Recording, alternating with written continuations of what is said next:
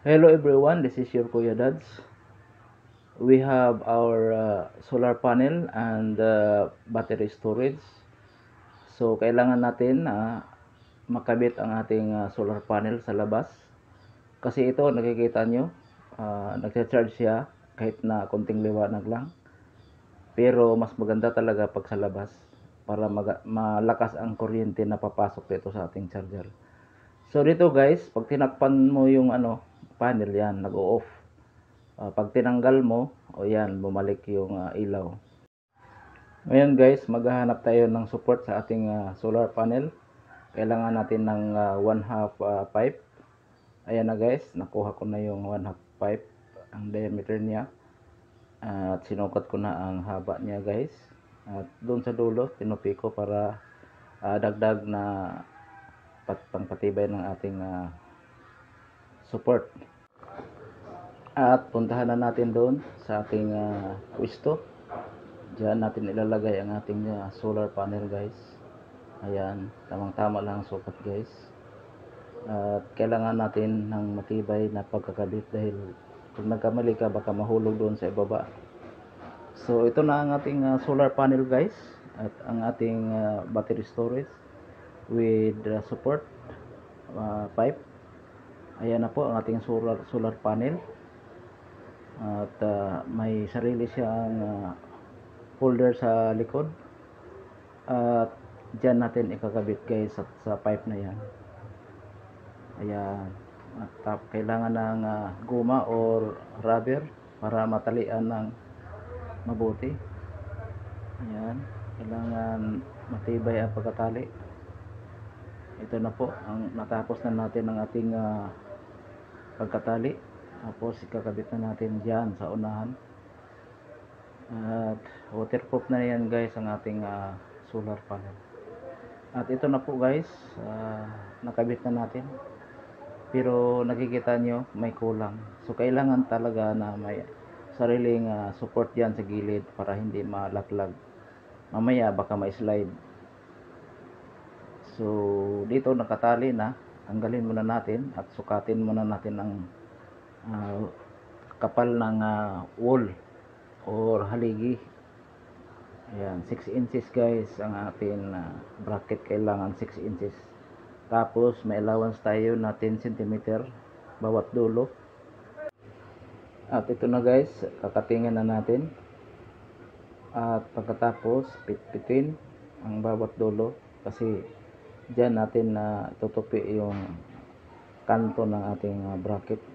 So 10 cm ang tutupi natin, yung sa gitna ay 6 inches. So yan na guys, kailangan talaga may holder para hindi malaglag yung ating panel. Diyan natin ilalagay yan.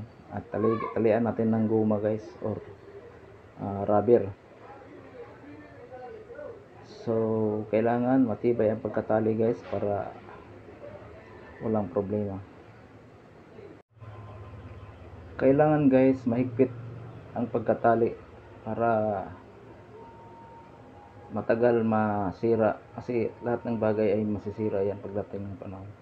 So every 6 months kailangan check upin, baka masisira na yung mga tali natin. So kailangan talaga ng maintenance pa rin.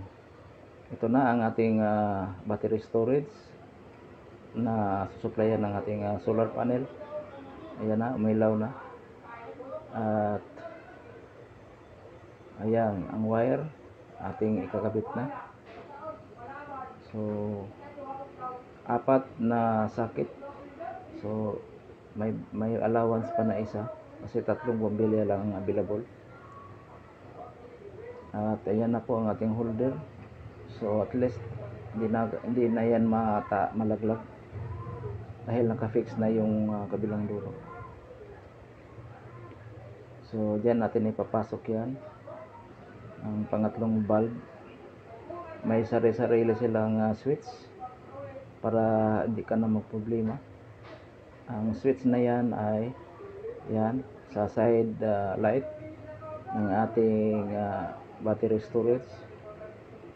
At yan guys, malakas equivalent to 500 lumens or LN. Dito naman sa harapan niya, ayan, may dalawang flashlight na bulbs. Ayan nasa handle ang kanyang switch guys, nasa ibabaw. At ang switch ng ating tatlong bulb, ayan ako. Ayan, general switch. At bawat valve may sari-sariling switch para hindi ka na umakyat sa second floor. So kung nasa ibaba ka, hindi ka na aakyat sa taas para mag-switch off. So dyan nasa valve mismo mag-switch off or switch on. So itong storage natin ay tumatagal ng 8 to 12 hours basta full charge ng magbuong araw. Yun na guys ang ating malakas na liwanag from the sun. Ayan, tanghaling tapat. So tiyak na maraming kuryente ang papasok sa ating battery storage dahil sa lakas ng araw. Ayan na guys, pula na oh. So walang problema to guys pag nag-burn out, may ilaw ka na. Maliit lang to guys, pero kung gusto niyo ng malaking ilaw, so kailangan niyo ng mga 300 watts or 400 watts na solar lightning. So yun lang guys, at don't forget to subscribe my channel and support John Morlan in Facebook.